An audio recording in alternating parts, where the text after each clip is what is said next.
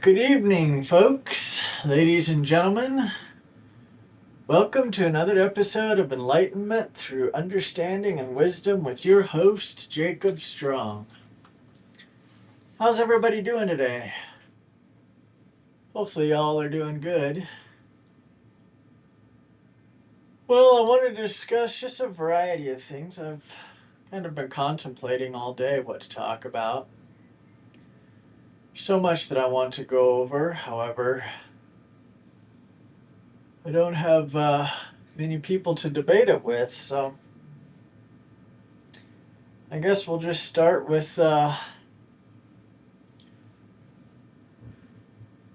some theories that can be substantiated and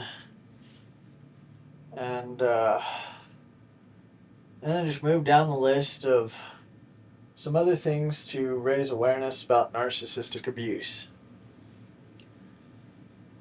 So one thing that I wanted to talk about today was Wi-Fi signals, cell service, invisible waves that carry information that create or change the outcome of situations or conversations or the interesting thing is the court acknowledges these waves, right? Because they're man-made, they say, oh, we'll use a text message as evidence, even though it was created through a invisible wave that went through the air that was conveyed by another individual and received by another individual. And yet they won't acknowledge narcissistic abuse as an invisible wave that's conveyed from one individual to another individual and realize that it's detrimental. That's interesting. It's interesting that they can be so naive, so dumbfounded, considering energy has been conveyed for thousands of years, long before Wi-Fi was ever around, long before cell service was ever around.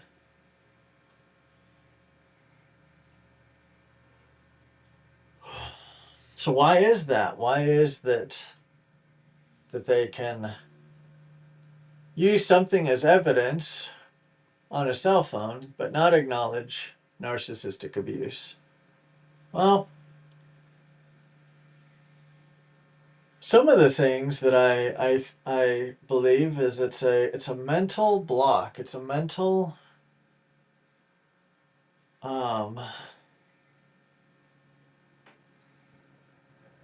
stop. In psychology, they define a normal person as not capable of just turning off love like a light switch. And that's one of the reasons why good people fall for narcissistic abuse, is because they cannot, it's not that they can't spot the red flags, but it's difficult to comprehend that someone could be that cruel and hurtful. And I think that that's what we have even in our legal system, because sometimes the legal system gets it right. Most of the time they don't. But sometimes they do. And so I think that there's too many people in the legal system that can't even comprehend that someone can be this violent, this hurtful, and destructive emotionally. And so I can't comprehend that it's that damaging. You know, they like to put it in a picture perfect box. If you don't want to get a text from someone, you just block them. But that doesn't work when you have a child with a narcissist. That doesn't work when you have to go to family court against these narcs.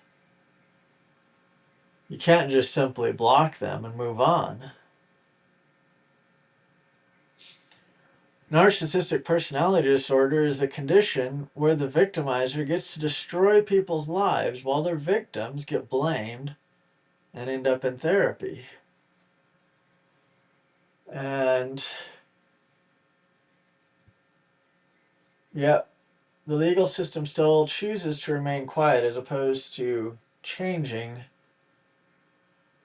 their outcome, changing their verdict, changing what was done.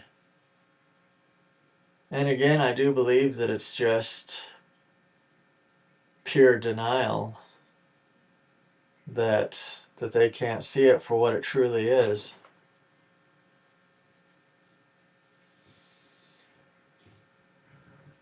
So, what are some of the red flags of narcissistic abuse? Well, according to Elizabeth Shaw, she's a psychologist based out of England, and she spent much of her life studying this. She says narcissistic abusers have a charm level of 100. So on a 0 to 100 scale, they're extremely charming. They're charismatic. They're have a magnetic personality. Their empathy level is 5. I think that's about right. Because, hold on, somebody texted me. I gotta see who this is.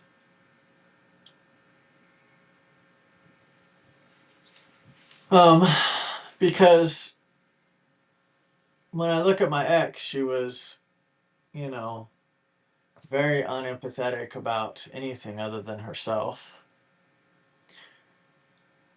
Accountability is at a 0. That's absolutely true. My ex has never admitted to any wrongdoing in the relationship, even though she moved out of my house a month after we got married because, quote, God told her to marry her ex-husband and not me. So we can see that they have absolutely no accountability. Everything is everyone else's fault.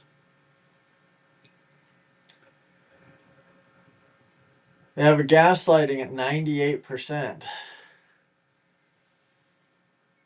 That's true. They managed to turn everything onto you. My ex could pull anything out of that Bible of hers to justify her argument, to prove you out to be the crazy one by simply using some religion to back up her narcissism. Love bombing, 95%. Well, these aren't percentages. These are just numbers, 0 to 100 of what these individuals exhibit. So they have a 95 on the love bombing.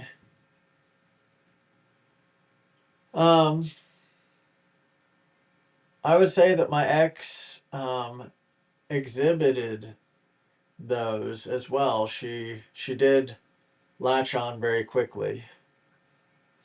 And so did my dad. My dad would latch on very quickly, love bomb, very much whenever he wanted something. Here's a big significant one that I thought was very powerful. Silent treatment, 90. My ex would always start an argument and then she would go silent. And that's pretty significant because what they're doing is they're using that as a manipulation tactic. They're making you wonder, gee, did I do something wrong? Am I at fault here? And so they use that to their advantage. Victim mode, 99. And I think that's very critical because between my ex and her parents, all she talked about is how her ex-husband before me wronged her and her family. Never discussed anything about what she did to him. Everything was how much he abused her. Even though, again, through all of this, I found out she was arrested 4 times and held without bond in the Memphis County Jail. according to local newspapers. She was later, the charges were dismissed, and she took plea deals on, ironically, failing to register her car. But 4 times she was held without bail. The only way, for you who are unaware, the only way that you can get arrested and held without bail is in a domestic abuse case, or a family member, or you are a risk to public safety. Any of those factors. So that tells you what type of individual this is.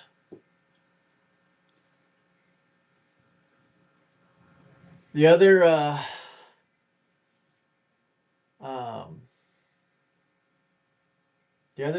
the other emotion that they exhibit very high is jealousy and control. They have to be in control. They have to be jealous of everyone. And so you will see a very high jealousy with them. And sometimes not same things, sometimes it can be different things. And so that's some of the 8 red flags of a narcissist. If you're out on a date, first date with someone, and they tell you that they love you, well, you're probably dealing with a narcissist, because aside from friendly caring about someone, it's really not possible to fall so madly in love with someone that you want to spend the rest of their lives with them on the first date. You haven't learned them, you haven't, you don't know them as people. And so to make that discernment, to make that comment, usually means that you're trying to reel them in, usually means that you're trying to solidify the relationship prematurely. And they'll do it in a very charming way. They'll do it in a very, I don't know what it is about you. It's just something that I really like about you. Well, now that I can sit back and look at it, there's, things that I like about people too. That doesn't mean that I want to marry them. There are some people that I click with that, it's like, I hope they stay in my life, whether it's friendship or acquaintanceship or whatever. But that doesn't mean that, that I want to marry them or procreate with them or anything like that. And so that's the difference. That's where you can see that charm level, affecting their love bombing. They're utilizing that charm level to, to love bomb you and into some sort of divine connection, or, divine, destiny that you met this individual, and it must be, like, the super being up in heaven that just managed to, bring 2 people from across the globe together. Well, that's probably not it. That doesn't mean that it's not. Again, you have to take everything into context. You have to analyze everything, and then look at the person's history as well, and look at their morals. What does their moral stand say? If like my ex did, if she comes up and says, "I'm a God-fearing woman," it's interesting, because if you believed in what you are so claiming, God-fearing Christian woman, then you wouldn't have been with about 200 guys just since your divorce from your ex-husband. So then you can start putting stuff together and realizing that, yeah, you know, what they say and what they mean are two different things. If you confront them, or if they go silent on you for multiple days at a time because you disagree with them, then that's a big red flag. And just goes to prove as well that, that these individuals do not have good intentions for you. And of course, during the dating phase, during the courting phase, when they start talking to you about their ex, oh, my ex was just such a horrible person. Well, it does take two people to make a relationship work, absolutely. And I was no saint during my marriage with my ex-wife because I was not mature enough to set boundaries myself and let her walk away. And that's what I should have done. Looking back at it, I should have let her walk away and closed those doors and said, no, I'm not going to be treated like that. So, is the relationship ending the way that it did entirely her fault? No, it should have never been started. And that is my fault. So you can see, due to lack of teaching, lack of information, these public schools are teaching these kids, how to read and write, but they're not even teaching them the important things. Life skills, understanding people, understanding, different emotions, different psychological factors of people. If they were teaching kids that, then we wouldn't be seeing the quote unquote mass mental illness that we have going on in this country. Because so many people would be becoming aware, knowing exactly what they're dealing with, literally on the first date. But it all stems from a lack of court system, family court, legal system that's doing the right thing. That's bringing about awareness by using that. Instead, it's a money trip for them. It's a money.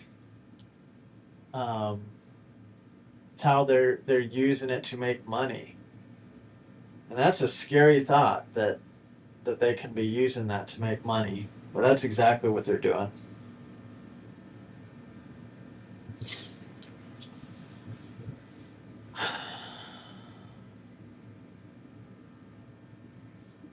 Sorry, folks. I just gotta deal with the text message here.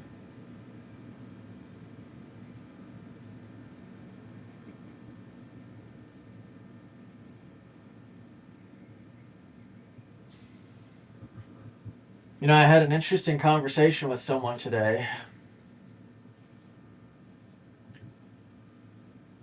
And again, mind you, this is a Christian individual, and I will refrain from using any names. But anyway, they kept talking about slaying the devil, which I thought was kind of funny.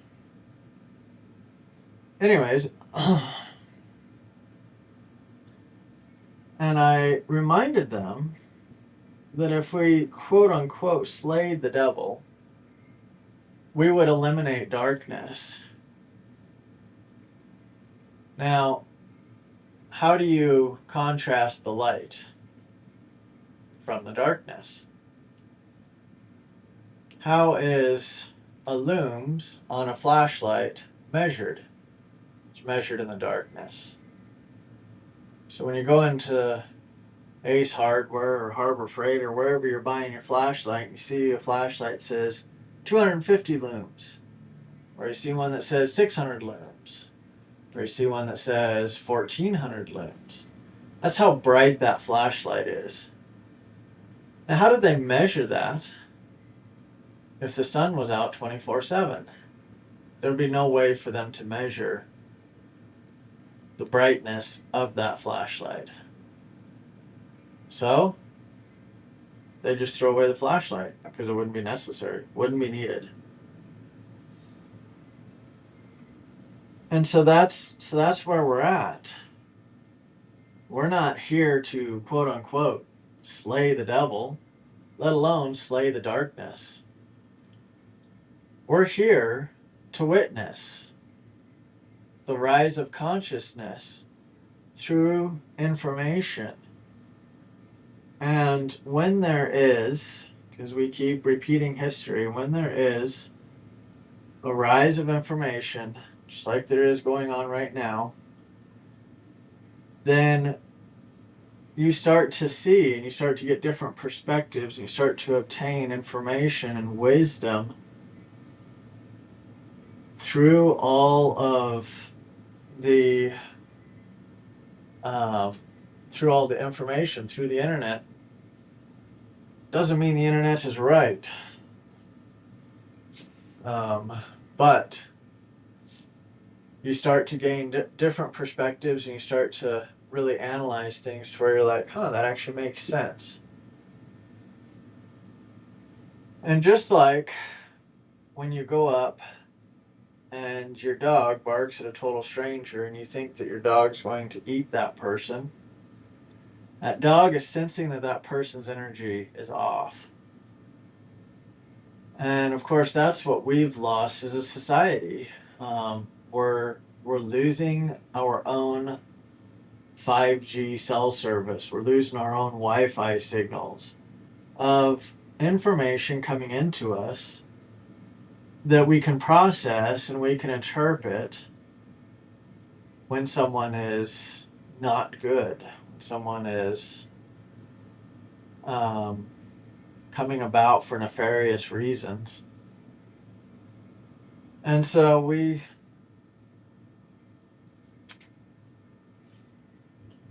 shut that out. But there is a few, and there is only a few, that are only becoming more aware, only becoming a rise of consciousness. Even that, a rise of consciousness. I've mentioned this before, but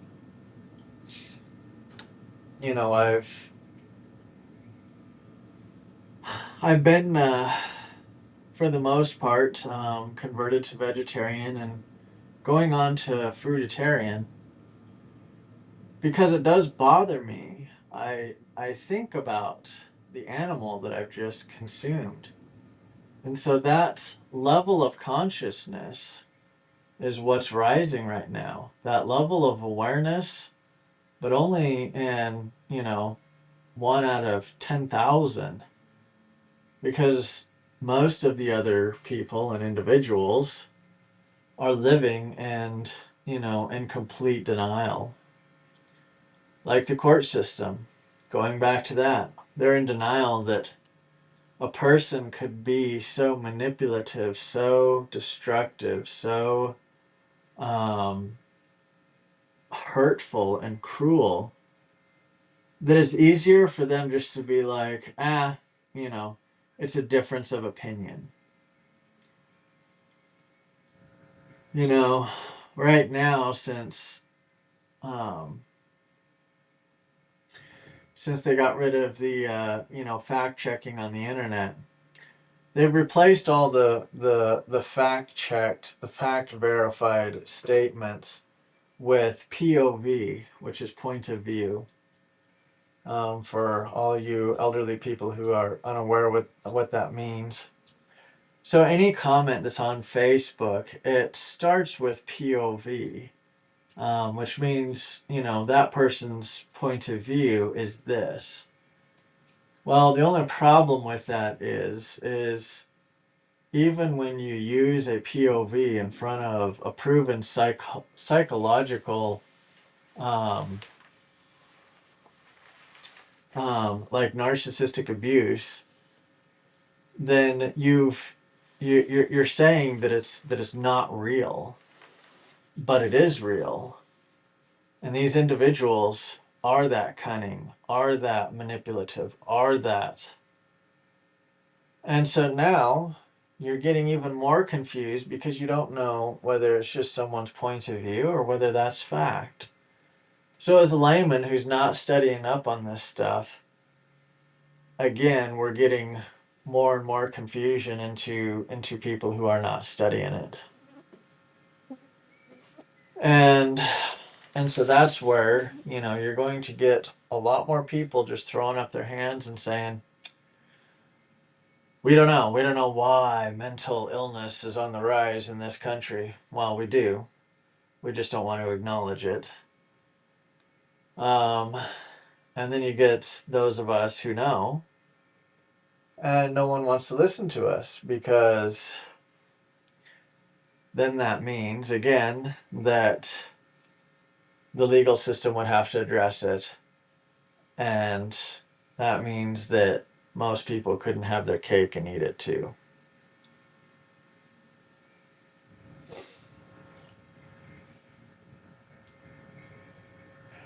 So anyway, that's my show for today. I did want to come back to one thing, and that was when we had discussed a normal person is not capable of just turning love off like a light switch. I did want to address that, which I almost forgot. That's how the legal system views it. That's how most people view it, is a quote normal unquote person. I don't think that normal is the right term because you can't say something as abnormal or normal when you have hundreds of thousands of examples that validate both sides of that phrase, of that person, of a person who is capable of turning off love like a light switch, and those who are not. A loving person, a person that is a good person, is not capable of just turning off love.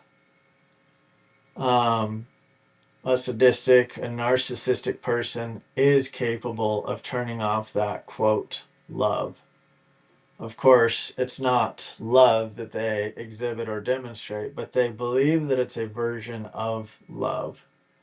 And actually, as I sit here and talk about it, it is a version of love for themselves. They're in love with themselves. So they're going to get what they want at your expense. And so if they need to turn off that love like a light switch, then that's what they got to do in order to increase their supply of, victims.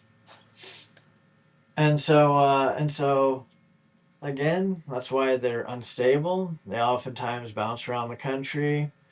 They oftentimes have difficulty finding employment. When they do find employment, they certainly don't stay for very long. Because again, these individuals think that it's all about them and and what makes them happy. And it's like,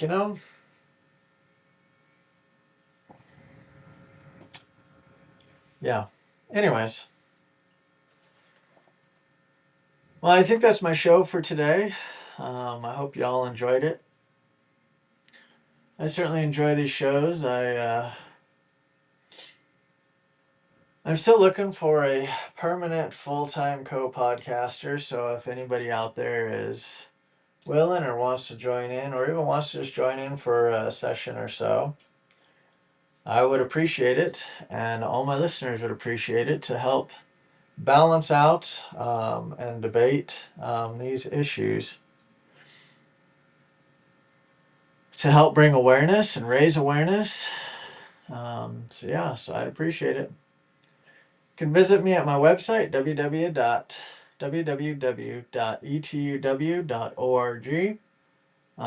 and you can email me there. So hopefully I hear and see from y'all next week. And y'all have a good day and a good week, and we'll talk to you soon.